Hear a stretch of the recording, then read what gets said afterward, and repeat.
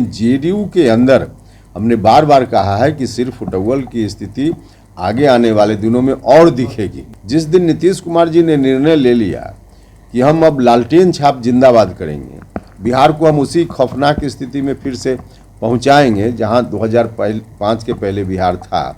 नीतीश जी को भी मालूम है, महागठबंधन के लोगों को मालूम है कि सबसे अधिक दुर्गति अगर देश भर में कहीं महागठबंधन की होगी आगामी चुनाव में तो बिहार में होगी। कुल मिला जुलाकर जेडीयू में उन लोगों का भविष्य बिल्कुल डार्क दिख रहा है उनको, इसलिए वहाँ कौन रहेगा?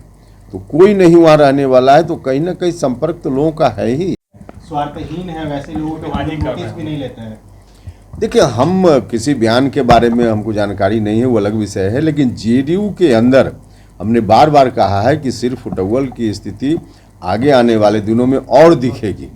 वहाँ कोई भी एक दो अपवाद को छोड़ दीजिए तो जो भी बड़े नेता हों या नीचे के कार्यकर्ता, कोई जेडीयू के साथ नहीं रहने वाला है। सब लोगों को मालूम हो गया है कि जेडीयू का क्या हर्ष होना है। जिस दिन नीतीश कुमार जी ने निर्णय ले लिया कि हम अब लालटेन छाप जिंदाबाद करेंगे, बिहार को हम उसी खौफनाक स्थिति में फिर से पहुंचाएंगे जहां 2005 के पहले बिहार था, तो उस परिस्थिति में कौन उस पार्टी में रहने वाला है?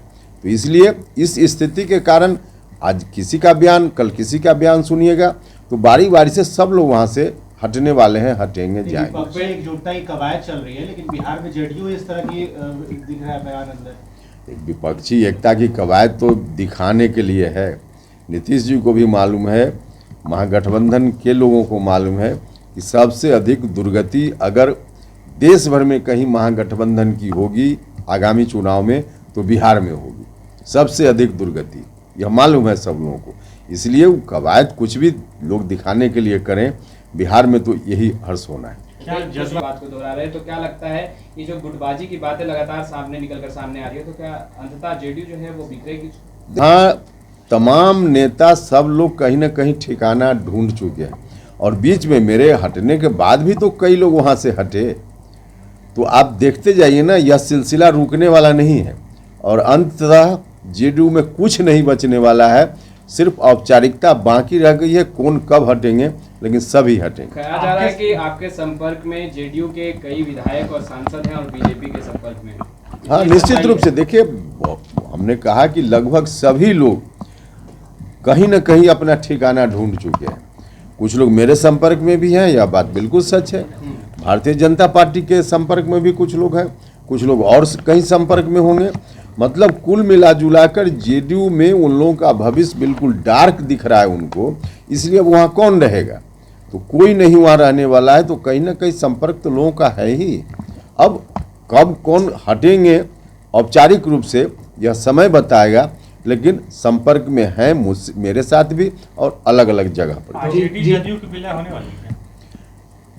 हमने तो बार बार कहा है भाई कि इन लोगों ने जो गठबंधन की बात जब एनडीए से अलग होकर कर रहे थे नीतीश जी महागठबंधन के साथ, उसी समय एक डील हुई थी जिसकी चर्चा हम बार बार करते रहे। उस वक्त डील की चर्चा हमने की तो चीज़ें स्पष्ट नहीं थी, लेकिन धीरे धीरे बात तो अब लोगों के सामने में है। आरजेडी और जेडीयू का विलय होना है, यह बात बिल्कुल तय है।